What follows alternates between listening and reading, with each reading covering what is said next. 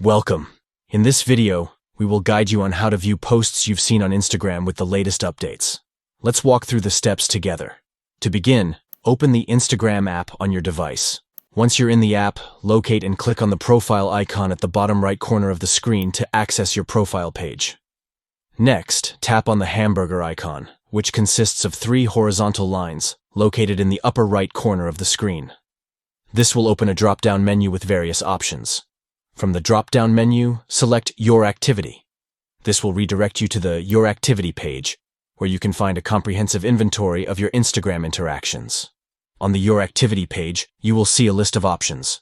Click on Likes to view the content you have previously liked on Instagram. Additionally, you can explore other categories such as comments, tags, and sticker responses to see the content you have interacted with before. By following these steps, you can easily track and revisit the posts you have engaged with on Instagram. This feature helps you stay updated on your activity and interests within the platform. Thank you for watching this tutorial on how to view posts you've seen on Instagram. Stay tuned for more informative content to enhance your Instagram experience.